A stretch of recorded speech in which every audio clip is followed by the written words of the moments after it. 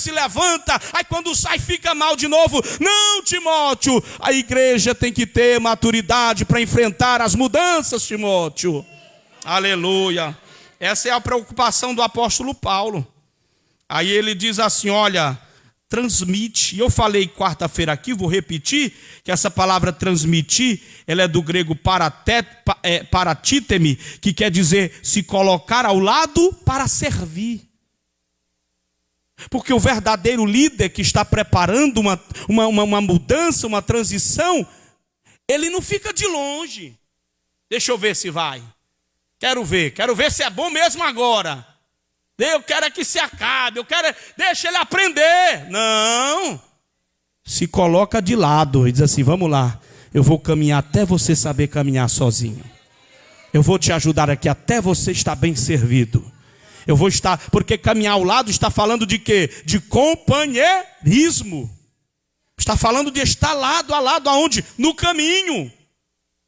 É igual quando usava o boi velho e o boi novo. Lembra lá no Antigo Testamento? Quando a Bíblia diz assim, andarão dois juntos se não estiverem de acordo. Ele está falando disso, ele está falando da combinação que tem que ter.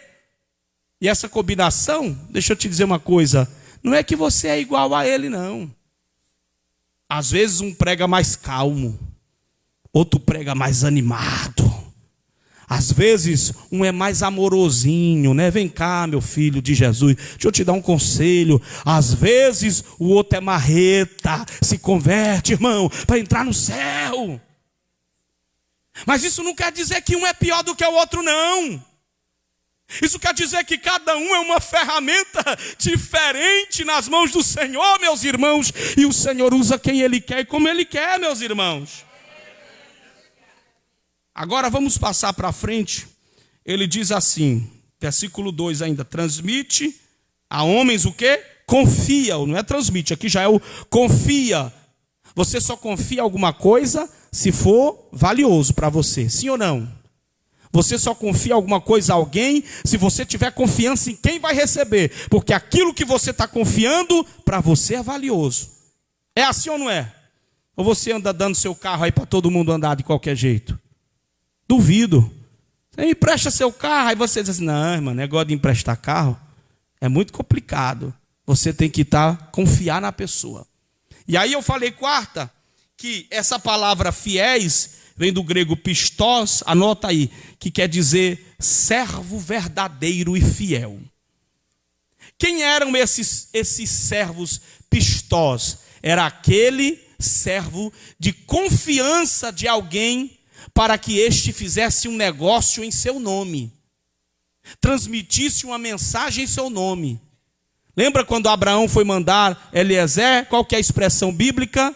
A expressão bíblica é essa, e tinha um servo de sua confiança. O pistos é aquele servo que a Bíblia diz em Mateus 24, salvo engano, 24, 21, que a Bíblia, 25, 21, que o Senhor deixa os talentos na mão dele, ele faz o que é certo, ele granjeia, ele trabalha aquele talento, aí o Senhor volta, encontra alguns que não trabalham e diz assim, apartai-vos de mim, aí olha para aqueles e diz assim, servo bom e fiel. Quem que é o servo fiel, pastor? É aquele que foi-lhe confiado uma missão e ele está cumprindo a sua missão. Olha a mensagem de Paulo Timóteo.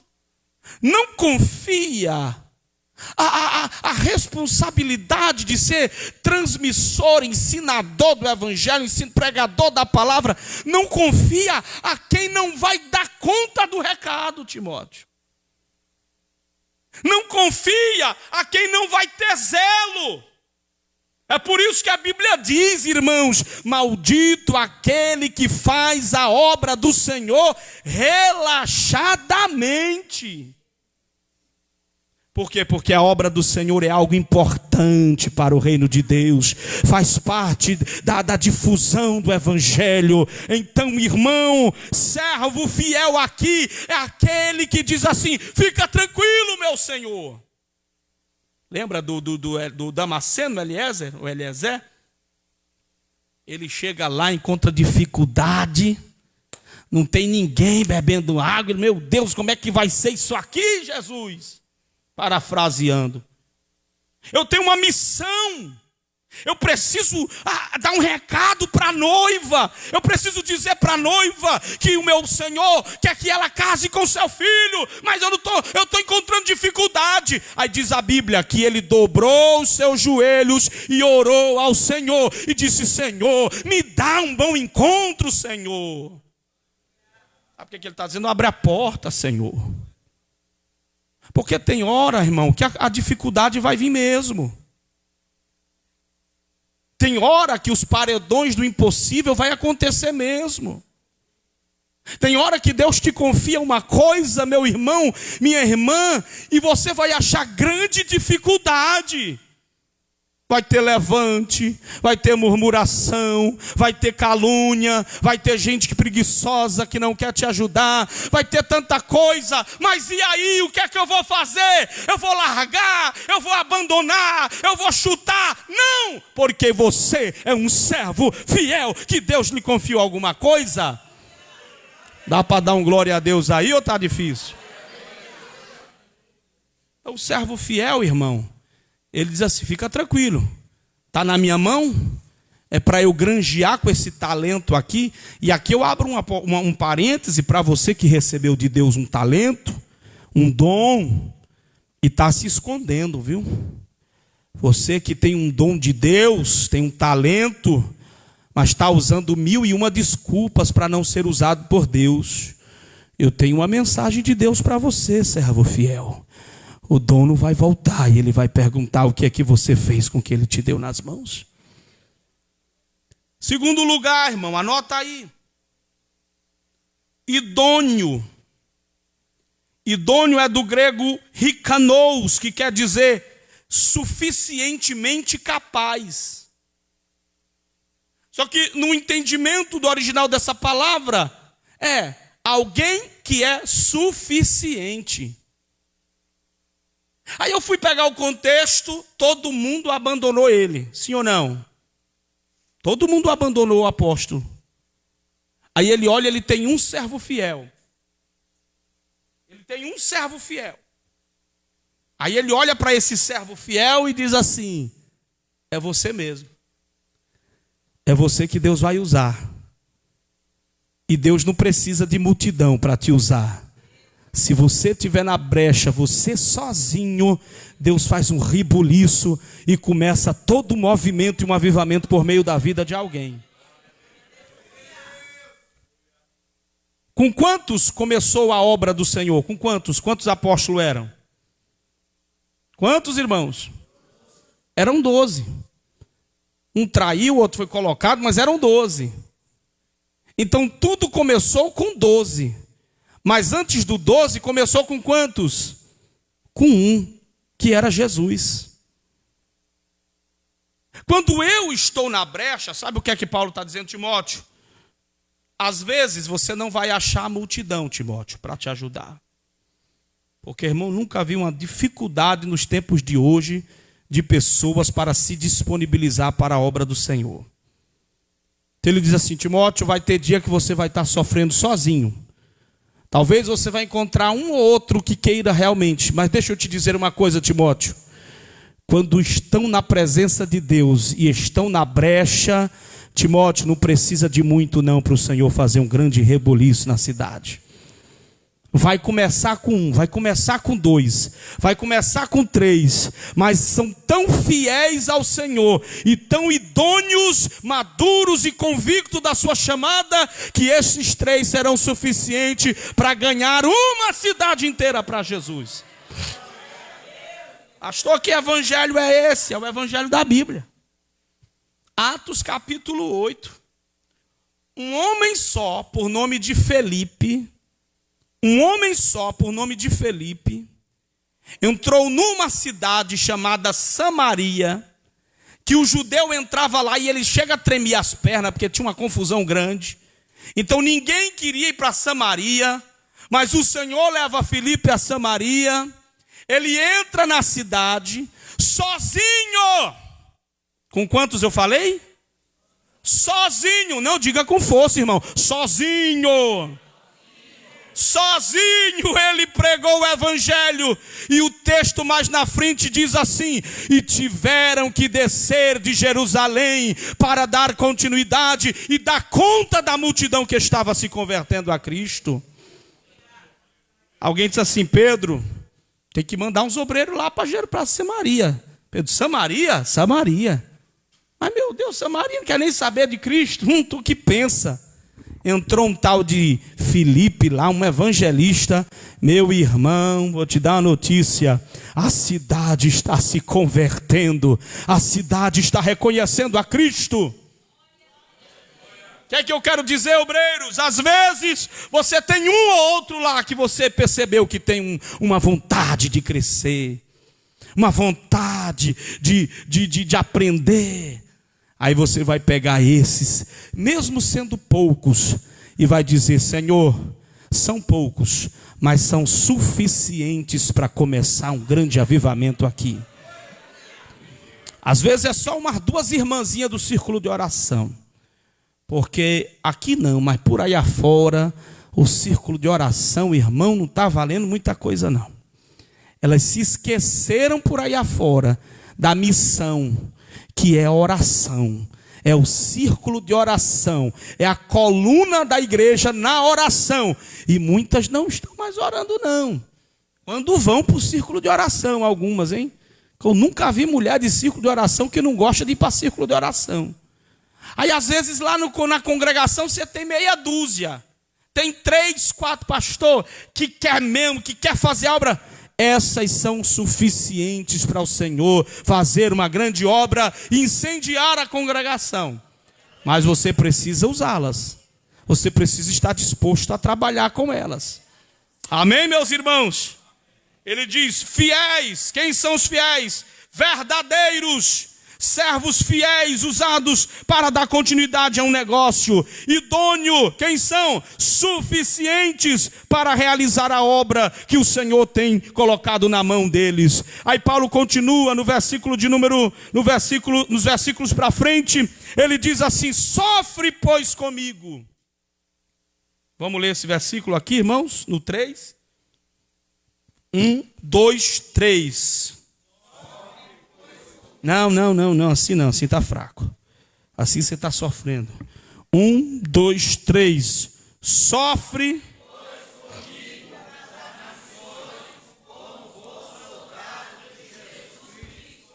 Ele diz assim: eu vou continuar a falar do perfil. Primeira comparação, ele diz: Timóteo, sofre comigo. Como que, apóstolo Paulo? Como um patati patatá? Não, irmão Timóteo.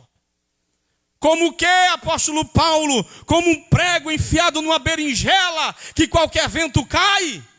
Não, irmão Timóteo. Sofre comigo como um bom soldado de Jesus Cristo. Olha a figura que ele usa, porque quando fala de soldado, sabe do que é que ele quer falar aqui? Ele quer falar de disciplina. Sabe o que é que ele quer falar quando ele fala de soldado? De disposição para sofrer por uma causa. Porque o soldado, quando ele está na guerra, ele não está mais ligando para a vida dele não, embora ele queira viver, mas estou aqui.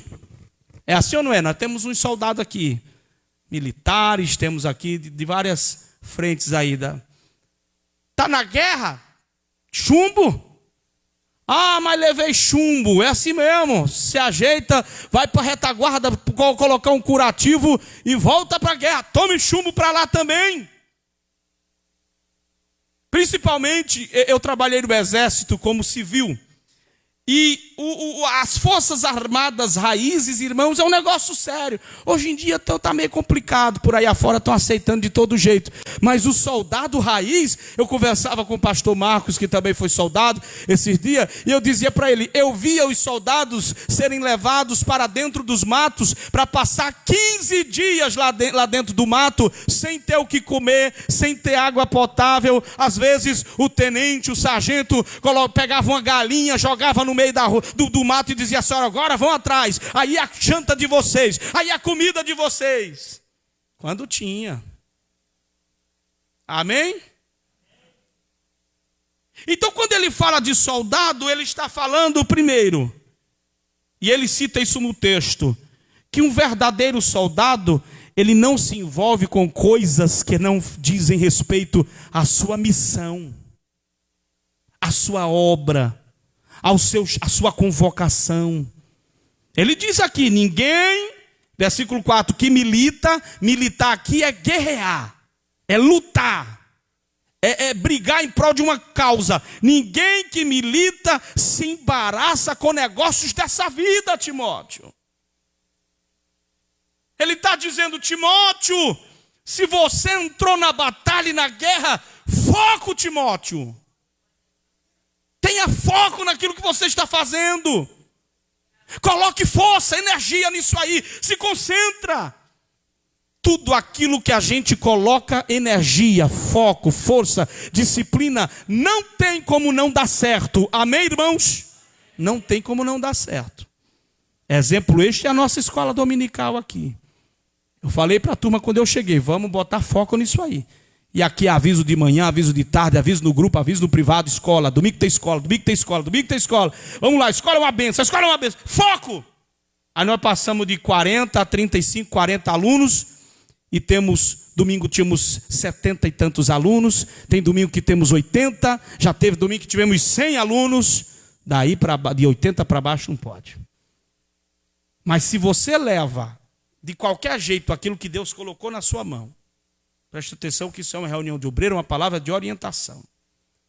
Se você faz quando der, do jeito que der, se você começa a pegar isto que Deus colocou na tua mão e começar a colocar numa escala de prioridade lá embaixo, eu vou se der eu vou. Se der eu faço. Não deu tempo, vixe, não lembrei. Mas não lembrou? Não lembrei. Mas meu irmão, não é que você não lembrou, é que você não tem prioridade naquilo. Porque quando a gente tem prioridade, irmão, a gente se esforça, sim ou não? Vai ter consulta, duvido você chegar atrasado. Duvido. Consulta lá, pastor, é 5 horas da manhã. Você chega às 4:30. Ninguém nem precisa te acordar. Você está lá, você mesmo se assusta. Eita, hoje é o dia do meu exame. Aí quando vai fazer a obra de Deus, só chega atrasado. Não, mas é porque... Aí só chega, já estamos no amém, já estamos dando a bênção apostólica. No ensaio, meu Deus, só chega atrasado. Isso aí, irmão, deixa eu te dizer uma coisa. Você é soldado de Cristo Jesus. Você não é soldado do pastor Felipe, não. E quando Paulo fala de soldado, Paulo está falando de alguém que tem disciplina. Espera aí, Deus me deu isso aqui para fazer, eu aceitei. Então acabou. Acabou. Quantos convites, quantas viagens, quantas oportunidades aqui, para ir para fora, não sei para onde, eu estou acostumado a dizer não. Por quê? Porque eu tenho um compromisso com esta igreja. Um dia eu confundi uma agenda ou uma data, agendei com o pastor Ivan, lá em Jacupiranga. E aí passaram-se os dias e ele me mandou uma mensagem: pastor, lembra que é tal dia? E eu disse: tá bom. Aí eu olhei: mas nesse dia tem o quê? Ela disse: tem festa lá no Laranjeiras. Aí eu peguei o telefone e disse: meu pastor, me perdoe, eu confundi a data, mas eu não vou poder ir aí na sexta-feira. Mas pastor, bote um representante. Mas pastor, mande a igreja. Meu amado, eu tenho um compromisso com a igreja daqui. Eu tenho compromisso com a igreja do Laranjeira. Era uma igreja pequenininha. Alguns poucos irmãos. Está crescendo o trabalho lá. Mas não fica menos importante do que nenhuma outra. Meu querido, eu vou no sábado, porque na sexta-feira eu não posso sair daqui. Isso chama-se foco. disciplina. Isso chama-se você entender, antes de aceitar qualquer outra coisa, você pega, deixa eu ver aqui, aquilo que eu tenho compromisso. Amém, meus irmãos? Porque do contrário, a Bíblia diz, não sou eu, que nós estamos atraindo maldição para nós. Quando nós começamos a fazer de todo jeito, não deu tempo de tirar as cópias dos hinos. Como é? Pastor, não deu tempo de estudar a escola dominical para dar aula. Como é? Que história é essa, irmão? Pastor, eu vou até agora dar esse ensino aqui e dar uma correção nesse ponto. Irmão, você vai pregar. Vixe, pastor, eu não tenho mensagem, não preparei. Como é? Obreiro do Senhor. Irmão, você vai louvar a Deus com louvor hoje. Pastor, não ensaiei. Como é? Você acostumado a cantar, não trouxe o hino preparado? Aleluia, irmãos. Aleluia ou não aleluia? Timóteo, quem milita não se embaraça com coisas dessa vida, com coisas paralelas. Mas quem milita, entenda isso, não se embaraça com coisas dessa vida. Eu tenho um foco, eu tenho uma direção, e não é do homem apenas, é de Deus. E ele diz mais, sabe por quê? Porque quando você não se embaraça com coisas dessa vida, você agrada quem te alistou para a guerra. E quem te alistou para a guerra não foi o pastor Felipe, viu? Me perdoe. Quem te alistou para a guerra não foi o pastor presidente, nosso pastor presidente. Não foi o nosso pastor José Wellington. Quem te alistou para a guerra foi Jesus. Foi Ele que te colocou neste lugar. Então não haja como se você devesse a responsabilidade só aos homens. Entenda, tem alguém aí grande, maior do que nós. Eu dizia isso em uma congregação uma vez, que os irmãos, quando queria punir um dirigente ou tirar o dirigente daquela congregação, eles paravam de dizimar. Aí eu fiz uma reunião e disse assim: vocês dizimam para quem? Vocês devolvem o dízimo para quem? É para o homem ver? É para manter o homem no cargo? É por isso que vocês devolvem o dízimo? Porque eu achei que vocês devolviam o dízimo porque são fiéis ao Senhor. E quem é fiel ao Senhor, irmão, é fiel ao Senhor em qualquer circunstância. Mas estão me perseguindo lá. Continue fiel ao Senhor, porque o dono daquela obra é Jesus. É Ele quem manda, é Ele quem tira, é Ele quem coloca. Continue servindo a Deus. Não, eu não vou mais fazer porque mudou de dirigente, agora eu vou fazer de todo jeito. Então você não estava servindo a Jesus, estava servindo ao dirigente. Aí ele diz assim: olha, porque ninguém que milita se embaraça com coisas dessa vida, sabe por quê? A fim de agradar aquele que o alistou para a guerra. Um soldado não se envolve com as coisas paralelas, mas com as coisas da sua missão. Um soldado é disciplinado. Um soldado está disposto a sofrer pela causa do evangelho. E um soldado está preocupado em agradar o seu comandante, o seu Senhor, que é Jesus Cristo de Nazaré. Versículo 5, para começar a encerrar, ele diz assim: e alguém que milita também não é coroado, e agora que ele vai falar dos atletas, não é coroado se não militar legitimamente. Por que é que ele usa a expressão do atleta? Porque se o atleta quiser ser coroado, ter a sua medalha, ele precisa, isso aqui é muito interessante, ele precisa competir de acordo com as regras. Sabe o que é que ele está falando aqui? Quando ele vai usar a expressão do atleta, de submissão à autoridade que Deus constitui sobre a tua vida. Porque, irmão, ninguém que milita na causa do Senhor pode ser indisciplinado, amém? Se você não gosta de ter líder, você está totalmente desconcertado com o que tem que ser. Não, meu pastor é Jesus. Jesus é o sumo pastor. Mas o Senhor diz, eu vos darei pastores. Sim ou não, irmãos? O escritor aos Hebreus diz assim, obedecendo a vossos pastores. Obedecei a vossos pastores, porque eles se preocupam como quem fosse dar conta da vida de vocês. Que às vezes a pessoa diz assim, não, quem manda de mim sou eu. Eu estou na congregação no dia que eu quiser. Eu tenho pregadores aqui itinerantes, tem o Rodrigo, tem mais uns. Eu tenho combinado com eles. Vai sair, me comunica. Ceia, quero você aqui a salvo se eu mandar você para um setor, liberar para algum pedido de um companheiro. Culto de ensino, aqui. É assim ou não é, irmão Rodrigo? Congregação. Ô varão, você está bom aí, está tranquilo? Tô, pastor. Se arruma aí que eu estou passando aí para a gente ir para uma congregação. É assim. Esse negócio de, não, eu não devo satisfação para ninguém. Deu ruim para você. Deu ruim para você. Eu saio e não aviso a ninguém. Eu vou para onde eu quiser. Deu ruim para você. Talvez você nunca ouviu a expressão servos de orelha furada. Quem já ouviu essa expressão aqui? Servos de orelha furada.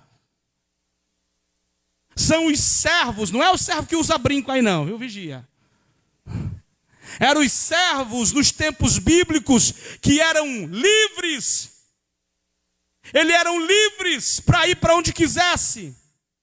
E quando eles ganhavam a sua liberdade, eles tinham uma marca na orelha. Aquela marca era para dizer, você é livre. Aí ele podia ir para onde ele quisesse. Mas ele decidia servir na casa do seu Senhor, mesmo sendo livre.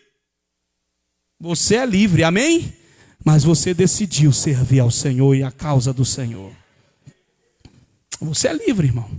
Todo mundo aqui tem liberdade. Foi isso que Paulo disse. Paulo disse assim, tudo posso.